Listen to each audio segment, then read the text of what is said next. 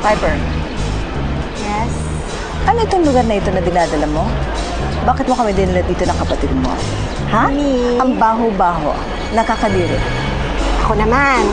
Okay? Mi, kasi diba may kinikwento ko, yung crush ko. Sabi niya kasi nandito daw siya. So sabi ko, daanan na lang din natin siya on the way naman. Oo nga, nakwento mo nga siya sa akin. Oh? Why is he here? I'm interested to know. Is he doing charity work? Or, is he a philanthropist? Is he a philanthropist? Better, Mommy. Oh, I'm impressed. Siya yung supervisor ng mga janitor sa mall. So he's like a superhero. He's a super janitor. Sus, Ginoo.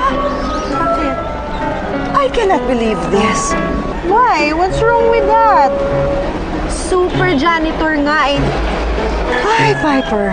Please, do not stoop down to his level.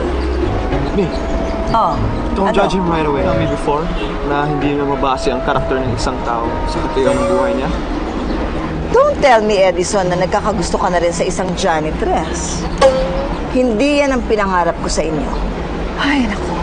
I feel so frustrated. Nagmana kayo to sa tatay ninyo. No wonder. Iniwanan niya ako at pumato lang siya sa isang chippy-chipping babae. Ha! I can't stand this. Ang init-init, ang baho-baho pa. Piper! Basta mo pinto, Ruben. Papasok na ako. Piper, Piper! Paeg! He's here. Hi! Pasensya na, natagalan ako ha. Kanina ba kayo nag-aantay? Okay lang, no problem. Okay lang. I'm so happy you made it. Ay, oo nga pala. My family. Ito yung brother ko, si Edison. You look familiar, bro.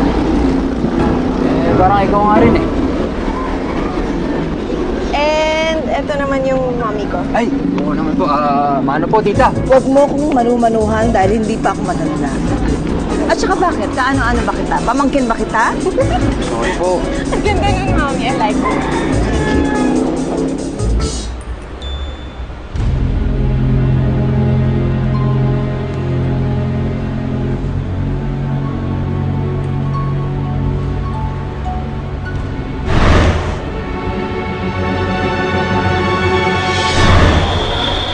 Oo nga. You look familiar. Hindi ko makakalimutan yung pangawa na yan. Parang ikaw yung kausap ng pamangkin ko dun sa press con ni Rita Villar. Si Rita Billion po ba? Kilala ko po siya.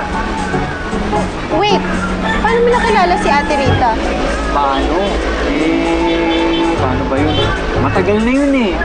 Guest namin siya dun sa hotel. Doon pa ako nagtatrabaho dati. Tinarayan kami ng mga bata. Pinuntahan ko, sinabi ko kailangan niya mag-sorry sa amin.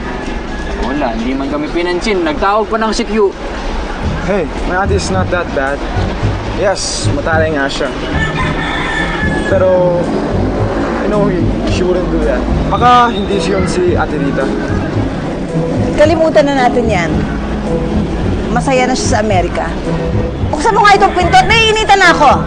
Yes, ma'am! Yes, ma'am! Yeah, she's under the water, under the Golden Gate Bridge. Ha? Huh? Dali!